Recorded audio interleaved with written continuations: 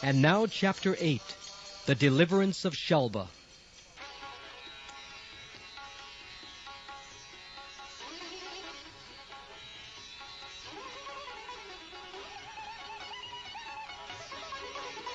After talking with his charioteer, the son of Dvaraka, Pradyumna could understand the real circumstances.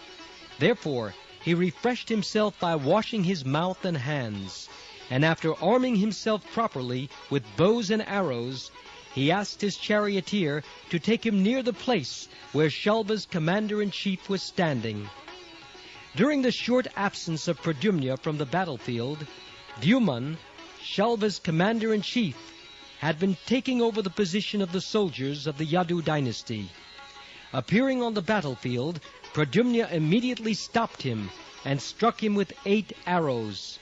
With 4 arrows, he killed Dvuman's 4 horses, and with 1 arrow, his chariot driver. With another arrow, he cut his bow in 2. With another, he cut his flag to pieces, and with the last, he severed his head from his body.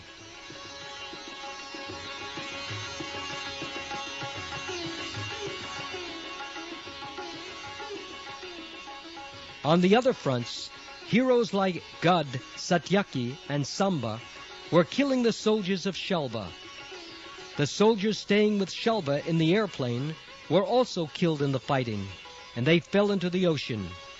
Each party began to strike the opposite party very severely in a fierce, dangerous battle that continued for 27 days without stopping. While the fight was going on in the city of Dvaraka, Krishna was staying at Indraprastha with the Pandavas and King Yudhishthir.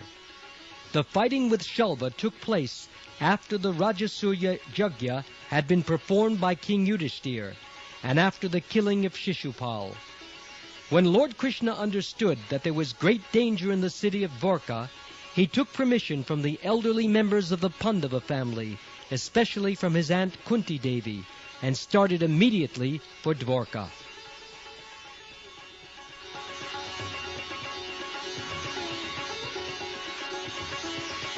Lord Krishna began to think that while he was arriving in Hastinapur with Balaram after the killing of Shishupal, Shishupal's men must have attacked Dvaraka. On reaching Dvaraka, Lord Krishna saw that the whole city was greatly endangered. He placed Balaramji in a strategic position for the protection of the city, and he himself asked his charioteer Dvaraka to prepare to start. He said, "Dvaraka, please immediately take me to where Shalva is staying. You may know that this Shalva is a very powerful, mysterious man. Don't fear him in the least." As soon as he got his orders from Lord Krishna, Dvaraka had him seated on the chariot and drove very quickly toward Shalva.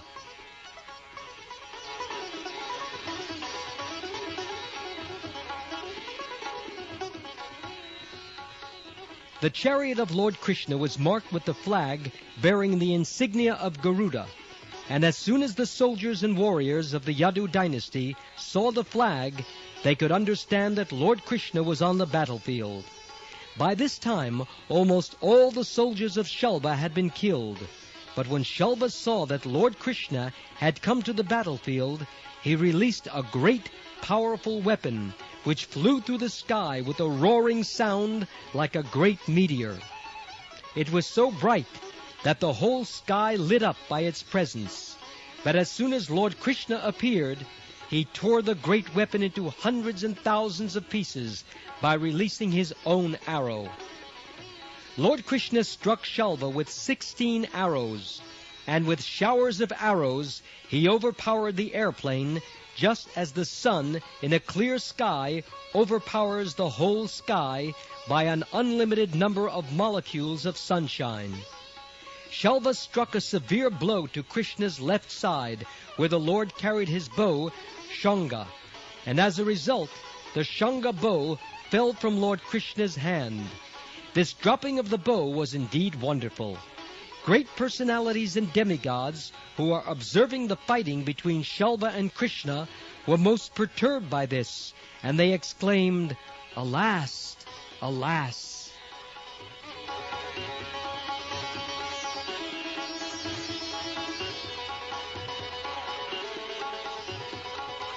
Shalva thought that he had become victorious, and with a roaring sound he addressed Lord Krishna as follows: "You rascal Krishna, you kidnapped Rukmini forcibly, even in our presence. You baffled my friend Shishupal and married Rukmini yourself.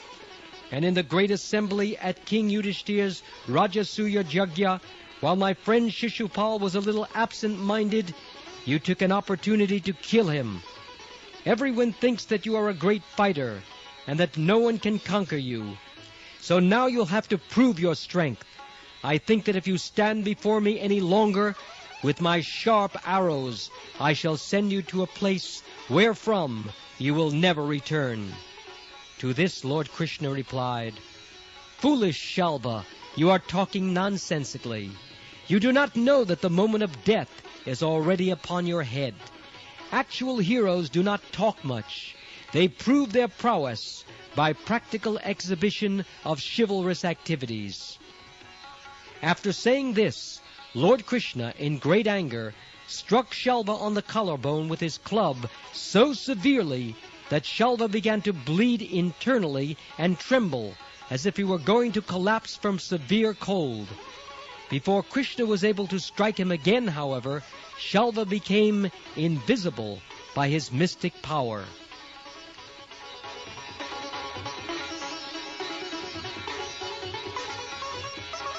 Within a few moments, a mysterious unknown man came before Lord Krishna. Crying loudly, he bowed down at the Lord's lotus feet and said to him, "Since you are the most beloved son of your father Vasudeva, your mother Devaki has sent me to inform you of the unfortunate news that Shalva has arrested your father and taken him away by force, just as a butcher mercilessly takes away an animal." When Lord Krishna heard this unfortunate news from the unknown man, he at first became most perturbed, just like an ordinary human being. His face showed signs of grief, and he began to cry in a piteous tone. "How could that happen? My brother Lord Balaram is there, and it is impossible for anyone to conquer Balaramji. He is in charge of Dvaraka city, and I know he is always alert. How could Shalva possibly enter the city and arrest my father in that way? Whatever he may be, Shalva's power is limited, so how could it be possible that he has conquered the strength of Balaramji and taken away my father, arresting him as described by this man? Alas, destiny is, after all, very powerful."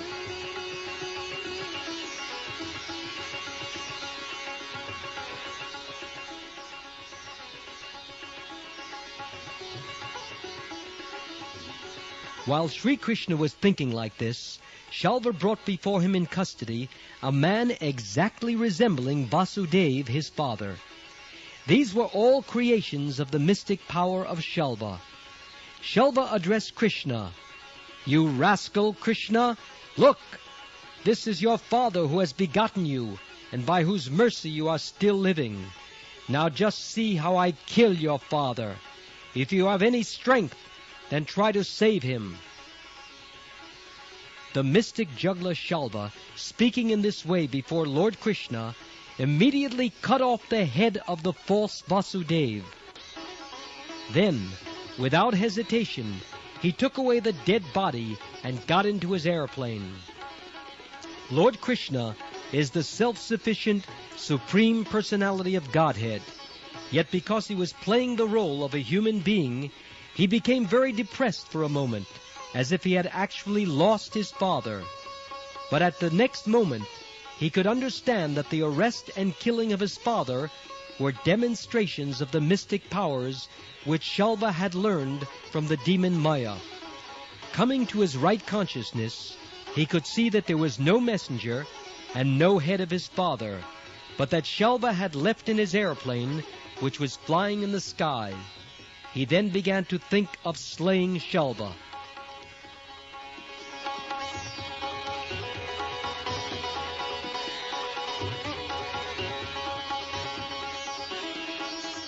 Krishna's reaction is a controversial point among great authorities and saintly persons. How could Krishna, the Supreme Personality of Godhead, the reservoir of all power and knowledge, be bewildered in such a way? Lamentation, aggrievement, and bewilderment are characteristics of conditioned souls. But how can such things affect the person of the Supreme, who is full of knowledge, power, and all opulence? Actually, it is not at all possible that Lord Krishna was misled by the mystic jugglery of Shalva. He was displaying his pastime in playing the role of a human being. Great saintly persons and sages who are engaged in the devotional service of the lotus feet of Lord Krishna, and who have thus achieved the great perfection of self-realization, have transcended the bewilderments of the bodily concept of life. Lord Krishna is the ultimate goal of life for such saintly persons. How then could Krishna have been bewildered by the mystic jugglery of Shalva? The conclusion is that Lord Krishna's bewilderment was another opulence of his Supreme Personality.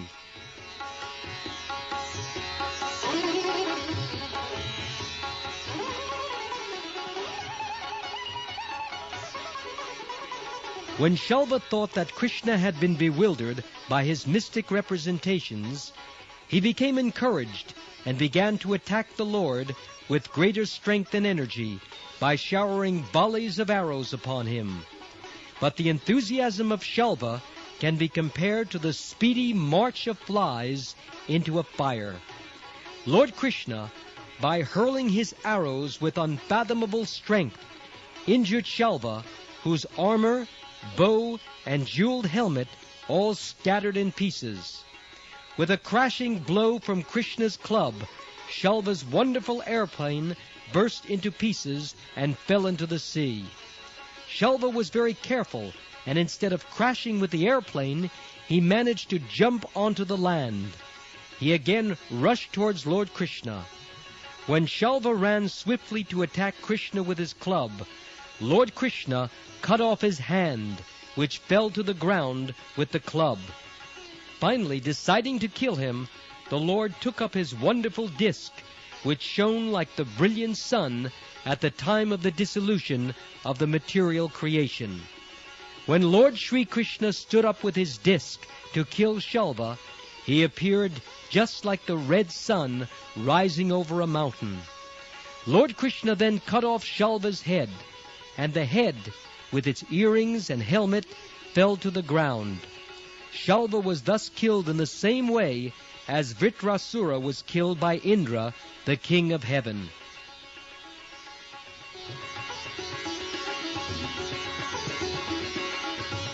When Shalva was killed, all his soldiers and followers cried, "Alas! Alas!"